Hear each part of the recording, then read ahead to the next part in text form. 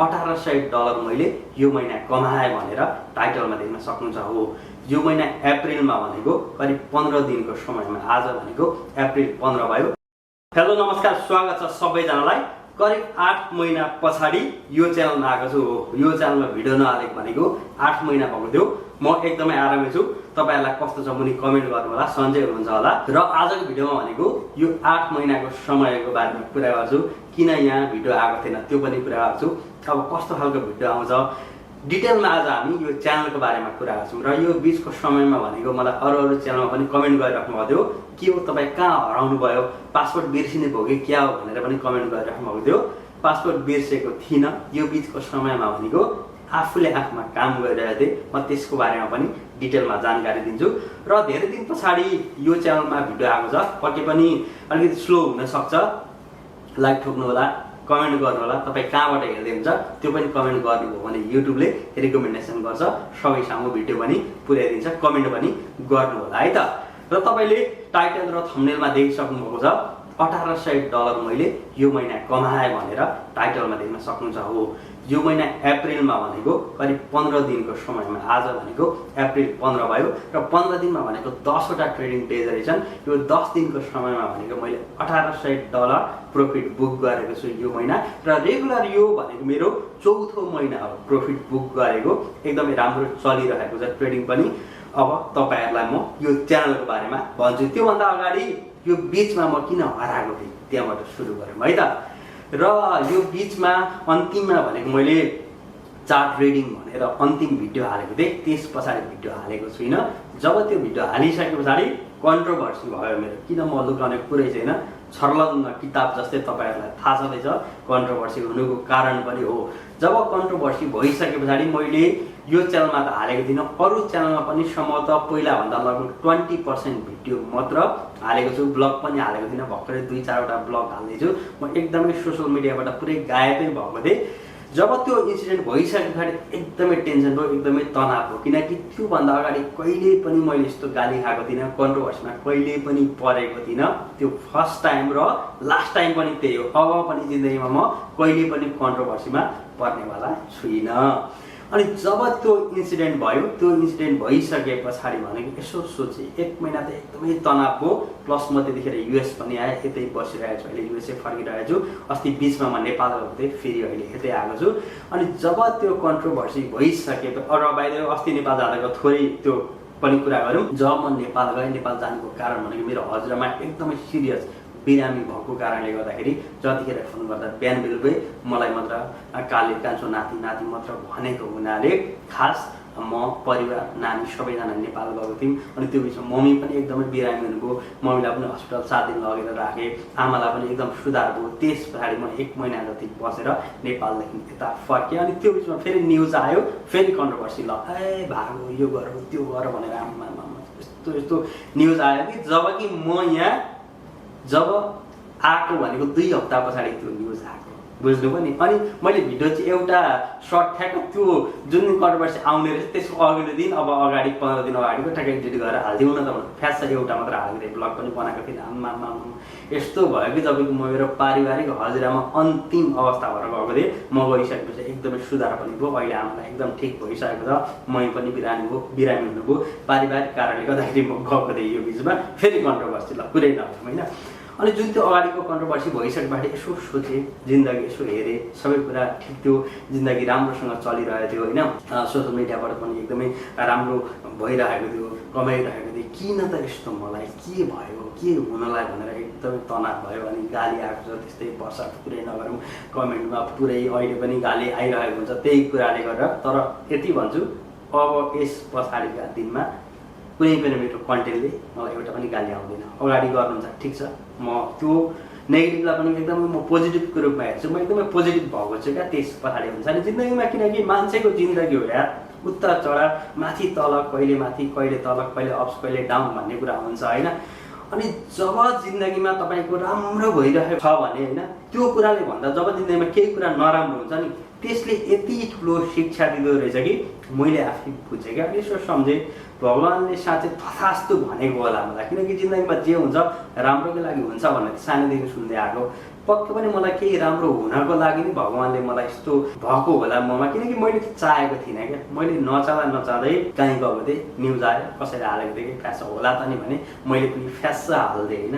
अनि हालिसके पछाडि के भयो, यस्तो भयो, तपाईँहरूलाई थाहा हुँदैछ। अनि त्यो भइसके पछाडि म यो कम्फर्ट जोनमा थिएँ क्या त्यतिखेर त्यो समयमा, किनकि सोसियल मिडियाबाट 2-4 लाख 5 लाख रुपियाँ महिनाको सबैतिर गएर आउँथ्यो। अनि कोलाबरेसन पनि यताउता गर्थेँ, राम्रै थियो, 4-5 लाख रुपियाँ कमाउँथेँ म सोसियल मिडियाबाट, किन हाल्ने तपाईँहरूलाई अनेस्टली होइन। अनि आइरहेको छ, यो आइरहँदाखेरि भनेको म कम्फर्ट जोनमा बसेको थिएँ, ठिकै छ यति मलाई पुगिहाल्छ नि भनेर। तर अब मैले भनेको जिन्दगीमा मुभ गर्नुपर्छ, सोसियल मिडियालाई 1 नम्बर होइन मैले दोस्रो नम्बर बनाउनुपर्छ, म अरू केही गर्छु भन्ने कुरा त्यतिखेर आयो। के गर्ने त भन्दा ट्रेडिङ बाइ द वे फेरि मैले कन्ट्रोभर्सी भयो गरेको होइन नि। फेरि विगत 5 वर्षदेखि जब कि मैले भिडियो बनाउन थालेको 6 वर्ष भयो, ट्रेडिङ गरेको 5 वर्ष भयो। अनि हिजोका दिनमा भनेको मैले 1 करोड लुज गरेको यो भिडियो छ नि, यो भिडियो पनि हालेको थिएँ। कहिलेजाले कहाँ हुन्छ यताउता भनेर गाली पनि गर्नुभयो। छातीमा हात राखेर भन्छु, मैले मेरो घर किन्नलाई राखेको पैसा नि ट्रेडिङमा हालेर 1 करोड पैसा त्यो लुज गरेको, नभए म घर किनिसक्थेँ यति बेरसम्म। किनकि मैले यतादेखि कमाएको पनि त्यहाँ हालेको छु ट्रेडिङमा, उतादेखि हालेको पनि ट्रेडिङमै हालिरहेको थिएँ। अनि मलाई के थियो भन्दाखेरि एक न एक दिन म यो मास्टर गर्छु, म सिक्छु, मेरो जुन पैसा लगानी भएको छ म यीबाट कमाउँछु भन्ने मलाई थियो क्या।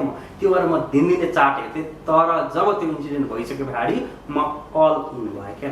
अल इन भनेको फेरि चान्जुने अल इन होइन नि, बिहान 6 बजीदेखि बेलुका 10 बजीसम्म कामै थिएँ क्या। किनकि मसँग भनेको 4-5 महिनाको पैसा थियो क्या मसँग, बस्नलाई खानलाई पुग्नलाई होइन। ब्याङ्कको सकोस्, किनकि म त धेरै कुरा मैले सिकिरहेको थिएँ। अलिअलि कुरा मेरो फिक्स गरिदिँदै क्या, मैले डिसिप्लिन बस्दिनँ थिएँ, यो गरिदिन्थेँ, आफ्नो स्ट्राटेजी फलो गरिदिन्थेँ, यो गरिदिन्थेँ त्यो गरिदिएँ।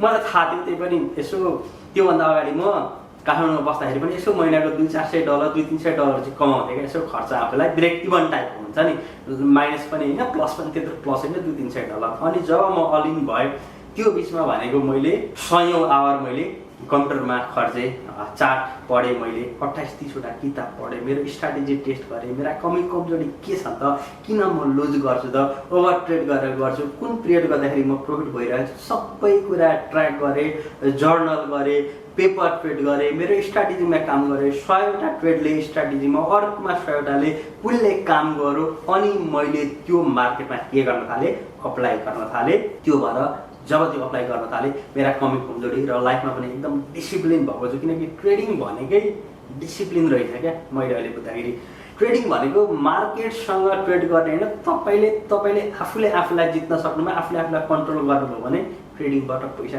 कमिने रहेछ। हेर्नुहोस्, मैले बुझेको म पहिला जस्तो गर्थेँ म त्यही गर्छु, मेरो स्ट्राटेजी त्यही छ, केही फरक छैन, यति हो। अहिले म डिसिप्लिन हुन्छु। पहिला भनेको कुनै एउटा ट्रेड लिएको छु, $200 स्टप लस राखेको छ भने 200मा आउन आँट्यो, 180 पुग्यो भने तन्काएर 300मा पुर्याउँथेँ, 300मा आउन आँट्यो भने 400मा, अनि 400-500 कति भए पछाडि चाहिँ के गर्थेँ, लसमा बेचिदिन्थेँ होइन। आजका दिनमा भनेको म 150 राखेको छु भने बरु म 150 पुग्न दिन्न, बरु $130 माथि लगेर म पोजिसन लिन्छु क्या।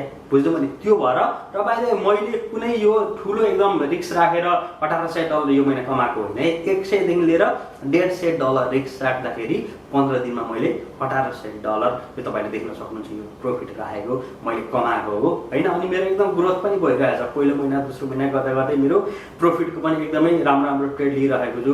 यो महिना मेरो अझै राम्रो हुन्थ्यो। अस्ति एक दिन मैले गल्ती गरेँ, एक दिन अकाउन्टमा प्रब्लम आयो, त्यतिखेर मेरो $200-300 लस भयो। त्यो कारणले गर्दाखेरि अर्को एक दिन मैले प्रफिट बनाएको थिएँ, राम्रै बनाएको थिएँ, ओभर ट्रेड गरेर $200-400 मैले गरेँ। नभए मेरो यो भनेको $2200, $2400-2500 भइसक्थ्यो मेरो, 18 होइन $2800 जस्तो हुन्थ्यो। अरू मेरो $1000 जति मेरो बेसी हुन्थ्यो। ठिकै छ, त्यस्तै हो, कहिले त्यहीबाट सिक्ने हो। अब म त्यो गर्दिनँ भनेर। अनि एकदमै राम्रो भइरहेछ, रिजल्ट तपाईँले देखिहाल्नुभयो। त्यो भएर बिचमा खास म हराएको है त। मैले किताब पढेँ 25-30वटा, मेरो स्ट्राटेजीमा काम गरेँ, आफूलाई डिसिप्लिन राख्न खोजेँ, जिम जान्छु अहिले रेगुलर, मेडिटेसन गर्छु बिहान 15-20 मिनट, एकदमै आफूलाई कन्ट्रोल गर्न खोजिरहेको छु। त्यो भएर रिजल्ट पनि एकदमै राम्रो आइरहेको छ। र अब यो च्यानलमा भनेको कस्तो खालको भिडियो आउँछ भन्दाखेरि म ट्रेड ब्रेकडाउन गर्छु हो।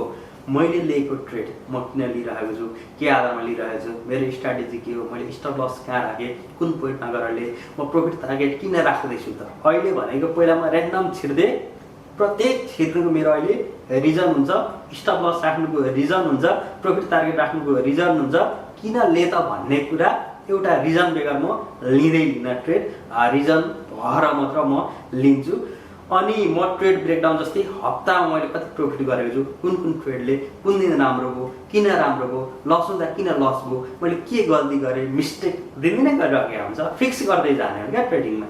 त्यो रहेछ क्या कुरो, बुझ्नु पनि। अनि म कुरा गर्छु जस्तै मन्थली बेसिसमा, जस्तै मैले अब अप्रिलमा भनेर भने, अब अप्रिलभरिको जस्तै म ब्रेकडाउन गर्छु कुनै एउटा भिडियोमा, मैले अप्रिलभरिमा यति कमाइछु, यति दिन प्रफिट गरेछु, यति दिन लस गरेछु, रिस्क रिवार्ड यति रहेछ, रिस्क म्यानेजमेन्ट म कसरी गर्छु, स्टप लस कसरी राख्छु, म म्याक्सिमम मेरो लस कति हुन्छ, लस लिमिट, प्रफिट टार्गेट कति आएर राख्छु, त लगायतका कुराहरू म ट्रेड ब्रेकडाउन गर्छु, ताकि तपाईँ पनि रियल ट्रेडबाट, मैले त्यो लिएको ट्रेड हो नि त, म स्क्रिन रेकर्ड गर्छु, मैले लिँदै गरेको, अब लिएको बेला त म सबै कुरा एक्सप्लेन गरेर देखेर, किनकि फोकस गर्नुपर्ने हुन्छ होइन, हुँदैन। तर रेकर्ड गरेर जब म त्यो गरिसके पछाडि मैले एक्सप्लेन गरेँ, मैले योले यहाँले यस्तोले यो कारणले यहाँ गएर प्रफिटले यहाँ गएर लसले, त्यसरी म डिटेलमा एक्सप्लेन गरेर भिडियो बनाउँछु।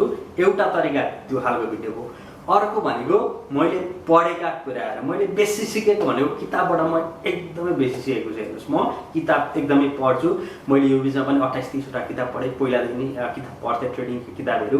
ट्रेडिङका मैले सायद 50-60वटा किताब त पढिसकेँ होला अहिलेसम्म। यहाँ पछाडि पनि देख्न सक्नुहुन्छ 15-20वटा त यिनीहरू छन्, नेपालमा पनि छन्, अरू कता छन् होइन। मैले पढेका किताबबाट मलाई राम्रो लागेको कुराहरू तपाईँले जुन चाहिँ सिक्न सक्नुहुन्छ क्या, बुझ्नु पनि, तपाईँले आफ्नो कमी कमजोरी फिक्स गर्न सक्नुहुन्छ। म त्यो कुरा सेयर गर्छु, बुक रिभ्यू गर्छु। साथै अर्को भनेको तपाईँहरू कमेन्ट गर्नु होला, कुन टपिक्समा तपाईँहरू भिडियो हेर्न चाहनुहुन्छ। म डेप्थमा त्यसको 20-25 मिनट लगाएर तपाईँहरूलाई यस्तो है भनेर स्लाइड सो गरेर यो है मैले बुझेका कुराहरू, किनकि 5 वर्ष यसो भनिराख्दा म पुरै बुझाउँछु तपाईँहरूलाई, म टिचर है त भन्दा खोजे अवश्य होइन।